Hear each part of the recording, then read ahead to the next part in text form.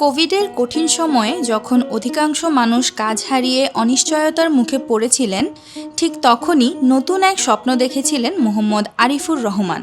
ঔষধ কোম্পানির চাকরিতে সংকট দেখা দিলে তিনি ফিরে আসেন গ্রামের বাড়িতে।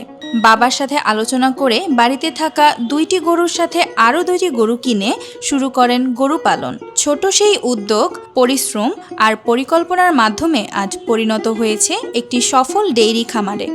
আমি ওষুধ কোম্পানিতে চাকরি করতাম, পরে ভাবলাম যে একটা গরুর খামার করি। ওই থেকেই আসা, পরে আসতে ঘরে একটা দিলাম, ওই থেকে আমার গরু পালার একটা শখ। খামারের গরুগুলোর জন্য পরিকল্পিত খাদ্য ব্যবস্থাপনা গড়ে তুলেছেন আরিফুর রহমান।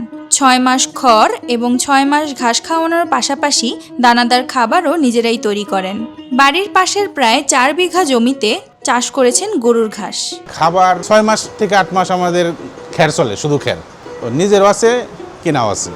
আর 4-5 মাস আমরা ঘাস খাই, তারপর বর্ষা এলে আর আমরা তো ঘাস পাই না, ওখানে শুধু খড় খাই। আমার 4 বিঘা ঘাস লাগানো আছে। রোগবালাই দেখা দিলেও প্রাথমিক ব্যবস্থা নিজেই নিতে পারেন আরিফুর। প্রয়োজন হলে পশু চিকিৎসকের সহযোগিতাও নেন। একই খামারে গাভী, ষাঁড় ও বাছুর একসাথে পালনের সুবিধা ও চ্যালেঞ্জ নিয়েও কাজ করছেন তিনি অভিজ্ঞতার সাথে। গরু পালতে হলে গরু আগে হইতে হবে, পালতে গেলে কষ্টের কোনো বিকল্প নেই, আর শুধু এটা নিয়েই থাকতে হয়, অন্যদিকে কোনো মুখ করার কোনো সুযোগ নাই।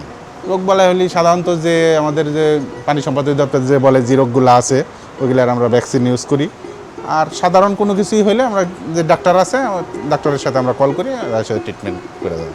2025 সালে মা মোসাম্মদ রেহানার সহায়তায় শক্তি ফাউন্ডেশন থেকে ঋণ নিয়ে নতুনভাবে খামারের পরিধি বাড়ান আরিফুর।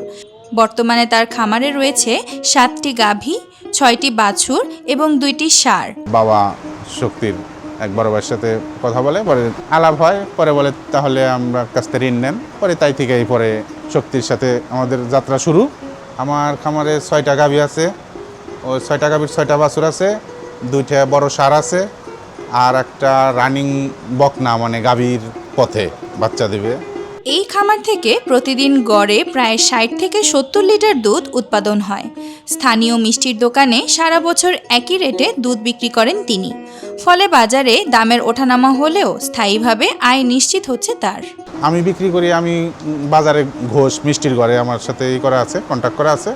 আমি 70 টাকা করে ওই জায়গায় আমার দেওয়া আছে, সারা বছর একই রেট, সারা বছর। বর্তমানে আমি মাশাআল্লাহ আমার খামারে আমি খুব হ্যাপি আছি।